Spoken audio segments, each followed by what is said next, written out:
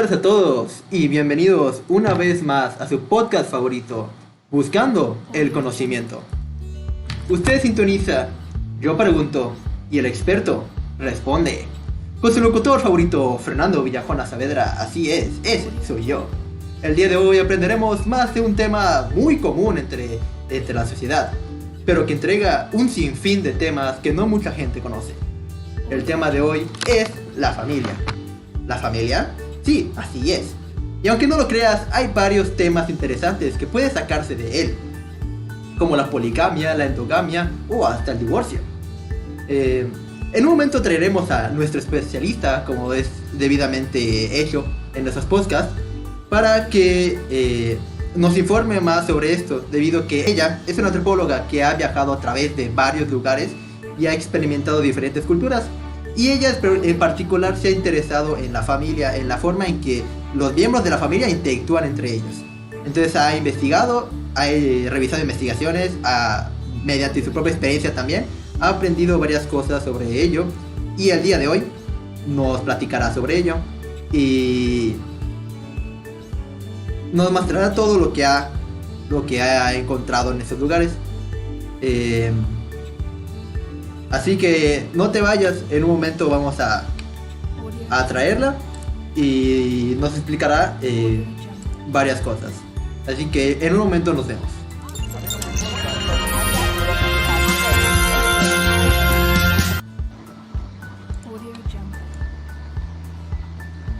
Bueno, pues como pueden observar, ya estamos aquí con nuestra experta. Muy buenas tardes, Paola, ¿cómo se encuentra el día de hoy? Hola, buenas tardes, bien, gracias. Igual me encuentro en perfecto estado. Pues como ya habíamos platicado previamente, le voy a hacer unas cuantas preguntas para que nos informe acerca de pues, todo este tema de la familia y sus diferentes temas que usted ha investigado a través del tiempo. Okay. Sí, muy bien. Pues bueno, comencemos con la primera pregunta, que mucha gente no lo sabe. ¿Qué es la endogamia? La endogamia es un matrimonio, unión o reproducción entre individuos de ascendencia común, es decir, de una misma familia o linaje. La mayoría de las culturas, de hecho, son endogámicas. Se considera muy peligroso mantener una relación endogámica, puesto que estudios han revelado que la mayoría de las enfermedades genéticas se producen cuando se unen dos genes defectuosos que suelen ser recesivos. Esto significa que para que una persona la padezca, ambos padres deben ser portadores. Por ejemplo, si yo tengo un hijo con una persona que porta el mismo gen defectuoso que yo, existen altas posibilidades de que desarrolle una enfermedad que incluso podría causarle la muerte. Ok, bueno, eso es bastante triste, la verdad, bastante peligroso. Por suerte no es que igual hay una probabilidad de que eso no ocurra, si no sería demasiado terrible. A ver, bueno, voy a pasar por la segunda pregunta, que es ¿qué son las castas? Bueno, pues las castas son grupos estratificados en los que la pertenencia a los mismos se atribuye en el nacimiento y dura toda la vida. De hecho, en la India las castas se agrupan en 5 grandes categorías o también se llaman varna. Cada varna incluye un amplio número de castas o también llamados jati, donde cada una incluye a las personas de una región que pueden casarse entre sí. Se suelen diferenciar las castas con la especialización ocupacional, es decir, una comunidad puede incluir castas de trabajadores agrícolas, comerciantes, artesanos, sacerdotes y barrenderos. De hecho, actualmente las castas aún se siguen rigiendo en la India. Hace poco vi una noticia en donde un hombre de nombre Sardar, que es un paria, que esta es una clase entre los indios que no solo se considera de la casta inferior, sino que prácticamente no tiene casta. Salió caminando en la noche para hablar con los hombres a los que trabaja su hijo, pero ellos son de una casta superior, entonces lo recibieron con un puñetazo en el rostro, le rompieron y después lo sujetaron. De hecho, uno de ellos sacó una navaja, agarró su cuero cabelludo y lo empezó a cortar. Y de hecho se sabe que la población paria al que este hombre es parte ha sido objeto de abusos desde siempre y la violencia en su contra, en vez de que disminuya, ha aumentado mucho. No manches, esta sí que es una situación peligrosa, ¿eh? Y ya... Wow, qué feo, ¿no? Me parece sorprendente que algo así podría ocurrir. O sea, obviamente he sido consciente pues, de que hay obviamente tipo de poblaciones que han sufrido parte de pues, la discriminación, del racismo. Pero, o sea, me parece, pues, o sea, simplemente escuchar casos y escuchar cómo se desarrollan estos casos hace que me sorprenda, la verdad. Sí, porque o sea, es como que no te imaginas que pase, pero pues... Sí. Bueno, la tercera pregunta sería, en las sociedades no industriales, antes del matrimonio, ¿suele haber una compensación por la novia o dote? ¿Cuál es la diferencia entre estos? Pues la compensación por la novia es un regalo tradicional que el marido y sus parientes le dan a la esposa y su familia antes o después del matrimonio. Se trata de compensar al grupo de la novia por la pérdida de su compañía y de su trabajo. En cambio, la dote es un intercambio matrimonial en el que el grupo de la esposa entrega regalos importantes a la familia del marido. El caso más conocido es de la India, porque de hecho no es tan común, sino es más común en la India. Y acá es cuando los maridos y sus familias toman una esposa, esperan ser compensados por la responsabilidad añadida, ya que aquí de hecho las mujeres se les consideran una carga. Actualmente la compensación por la novia es más común en África. En Ghana la sociedad ha sufrido grandes cambios en sus prácticas culturales. Los últimos años y una de las más afectadas es el precio de la novia, en la que ahora los novios corren en los gastos de sus bodas, aunque pueden ser ayudados por sus familias. Antes del matrimonio, las familias suelen negociar la cantidad de dinero que se va a pagar. El novio suele pedir una lista a la familia de la novia. La mayoría de las familias y grupos técnicos de Ghana incluyen objetos como botellas de aguardiente, adornos, ropa, cauris, además de efecto para los padres y hermanos de la novia. La lista se ha ido modernizando y algunas familias incorporan aparatos electrónicos como móviles y organizadores portátiles. Ya veo. No, pero la verdad es que qué interesante todo ese tema. La verdad es que, pues, o sea, muchas veces o sea, por lo menos yo mismo yo no sabía ni siquiera que era un dote, ¿sabes? Entonces, al final de cuentas, saber sobre ese tipo de cosas y además sobre eso de la compensación me parece muy sorprendente, la verdad. Así que, sabiendo eso, bueno, pasamos a la siguiente. ¿Qué te parece? ¿Qué pasa si en un matrimonio llega a morir la esposa o el esposo? Bueno, pues si llega a morir la esposa, el grupo del marido le pedirá una sustituta al grupo de la esposa, la cual suele ser la hermana de esta. De hecho, esta costumbre se le llama sororato. Si la mujer fallecida no tiene hermanas o si todas están casadas, puede haber disponible otra mujer de su grupo. Y cuando el viudo se case con la sustituta, ya no hay necesidad de devolver la compensación por la novia y la alianza entre los grupos continúa. En cambio, si muere el marido, la viuda puede casarse con el hermano de este. A esta costumbre se le conoce como levirato. Al igual que el sororato, se trata de una continuación del matrimonio que mantiene la alianza entre los grupos de filiación. Las implicaciones del levirato varían con la edad. Leí un artículo, de hecho, donde dice que en algunas zonas de Chile se sigue practicando el sororato. La familia de la esposa fallecida debe ceder a una hermana de esta como esposa sustituta. En el caso de no existir más hermanas, la familia puede adoptar a una mujer con el fin de cumplir con su obligación social de ceder a una esposa sustituta. De hecho, si la esposa es infértil, también se puede ceder a otra mujer, aunque uno o varios de los hijos habidos de esta segunda esposa pueden ser reconocidos socialmente como hijos de la primera esposa infértil. ¿En serio? ¡Wow! Bueno, pues ahí ya tenemos dos nuevos términos que pues no creo que muchos conocieran, que es lo del sororato y levirato, me parece, ¿no? ¿Sí? Bueno, pues como pasemos al siguiente tema, que en este caso sería el divorcio. ¿Qué es el divorcio? Pues el divorcio es un concepto jurídico mediante el cual dos personas unidas por matrimonio pueden poner fin a su relación, disolver la sociedad económica en común y volver a casarse con quien deseen. El divorcio puede ser de mutuo acuerdo, donde el convenio regulador para decidir cómo disolver el régimen económico, cómo resolver el hecho de poder criar a los hijos menores en común y las posibles pensiones alimenticias y compensatorias son pactadas entre las partes de una forma amistosa. También puede ser contencioso, que en cambio es cuando las partes no consiguen conciliar sus posturas y deben iniciar un procedimiento de divorcio contencioso donde la decisión final será tomada por el juez, por lo que ambas partes tienen una mayor incertidumbre y se arriesgan a no ver satisfechas sus pretensiones, como en el caso de Anselmo y Marta, donde ya había pasado varios meses que la relación se empezaba a degradar, consumiéndose por la rutina desde 12 años de matrimonio y otros tantos de noviazgo. La calma con la que él acogió la noticia estaba a la línea con el ambiente sosegado que reinaba en casa las últimas semanas de convivencia, en buena parte por mantener un trato cordial delante de los niños, pero la infidelidad de Marta encolerizó a Anselmo y la tensión se fue contagiando entre ambas familias. Las buenas formas se perdieron. La prioridad que antes fueron los niños pasó a ser la revancha, el rencor y el deseo de una justicia divina que jamás llegaría. Los reproches y las malas formas generaban fricciones entre las entregas y recogidas que la custodia compartida planteaba para los menores.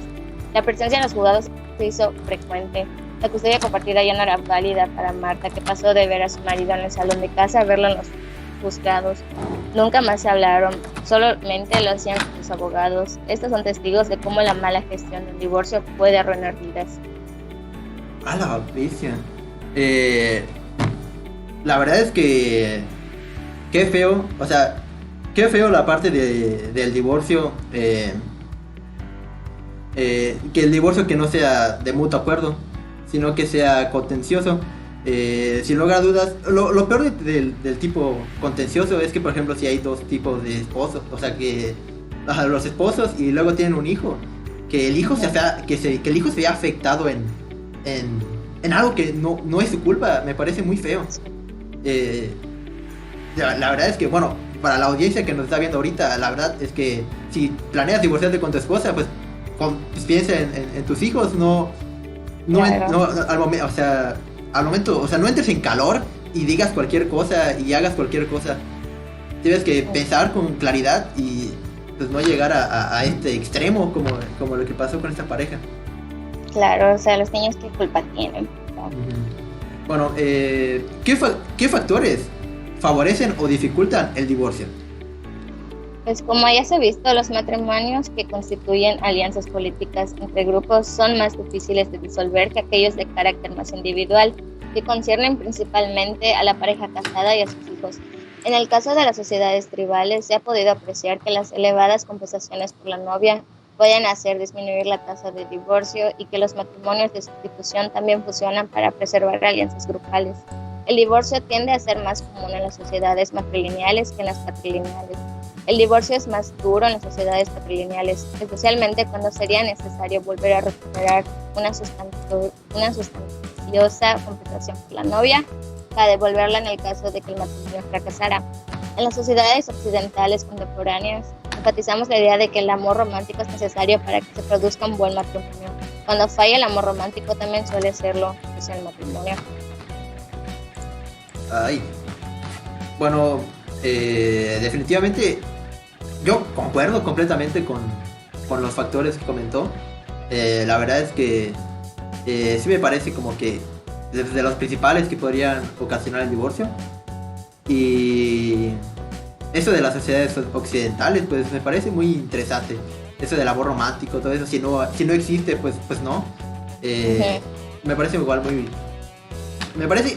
para mí, en mi humilde opinión, me parece que pues es la verdad bastante real. Porque siendo que si no hay una relación de amor en un matrimonio, siento que pues que no va a funcionar. Simplemente en un futuro, o tal vez sí funcione, pero los hijos no experimenten lo que sea una verdadera familia. Así yo lo vería.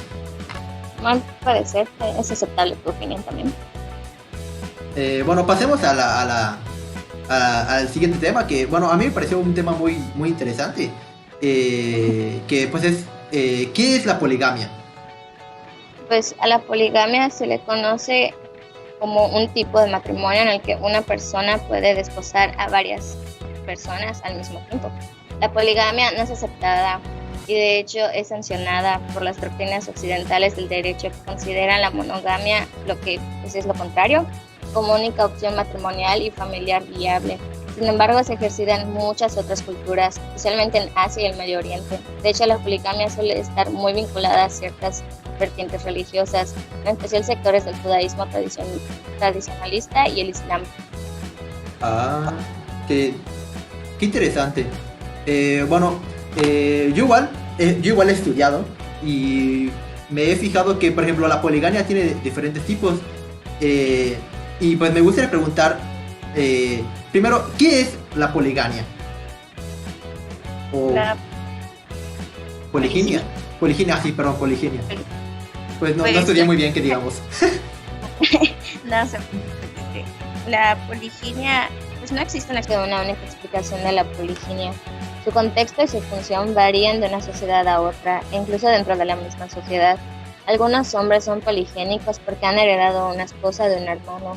Otros tienen varias esposas porque buscan prestigio o quieren aumentar la productividad del grupo doméstico. Los hombres y las mujeres con ambiciones políticas y económicas cultivan las alianzas matrimoniales que sirven a sus intereses. En muchas sociedades, incluidos los Betsileo de Madagascar y los Igbos de Nigeria, las mujeres convienen los matrimonios. Ah, míralo, qué interesante, la verdad. Bueno, ese es uno de los tipos, ¿no? Esta vez sí me lo estudié y creo que esta vez sí. El segundo tipo es la poliandria, ¿no? Sí. Entonces, ¿qué es la poliandria? La poliandria en realidad no es muy común, es muy rara. Se practica bajo condiciones muy específicas. La mayoría de los pueblos poliédricos del mundo viven en el sur de Asia. Por ejemplo, Tíbet, Nepal, India y Sri Lanka.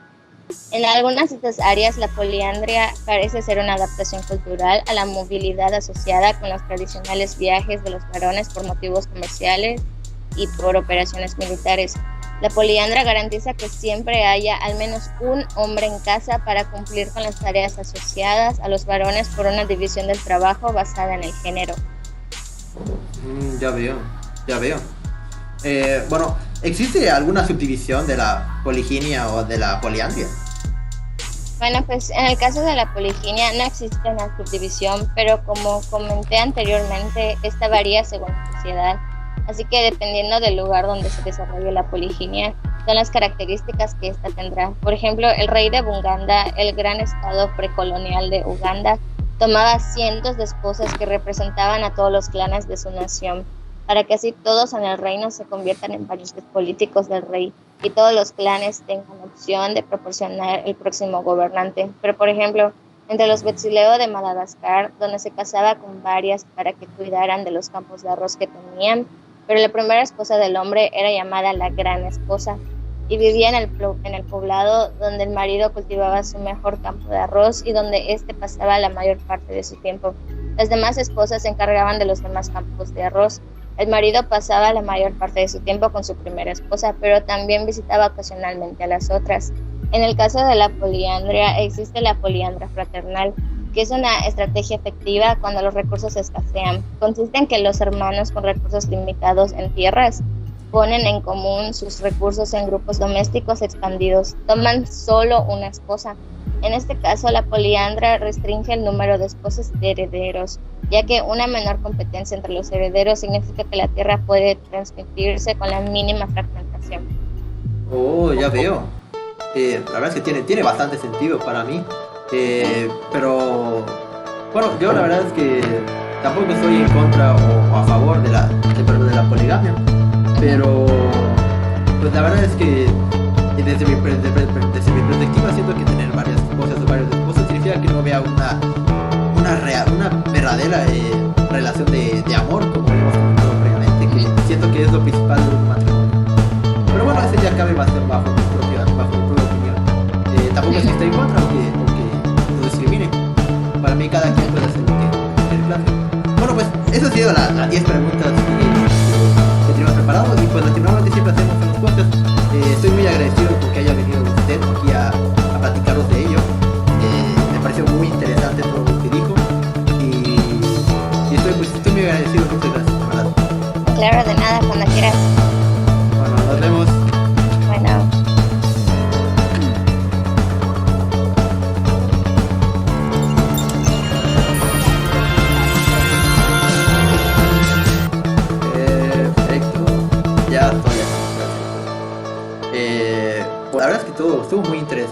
La verdad es que estoy muy feliz con todos los comentarios. La verdad es que siento que estuvo muy dinámica el podcast del día de hoy.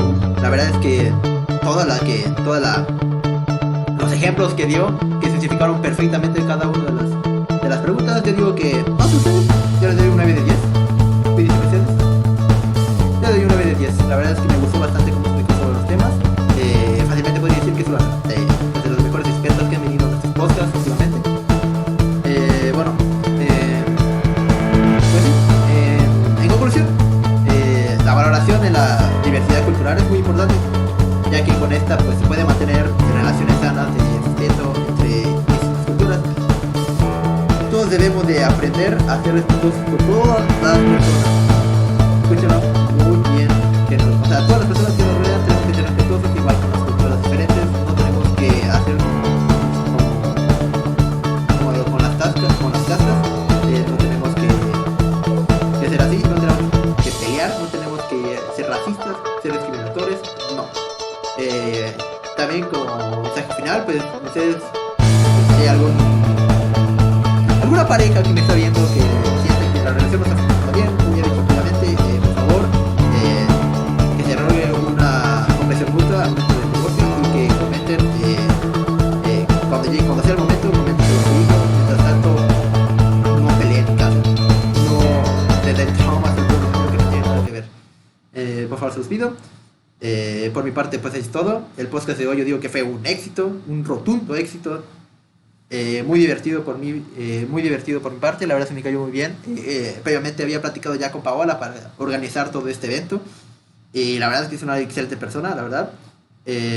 Muchas gracias por observarlo y hasta la próxima, supongo. Hasta luego.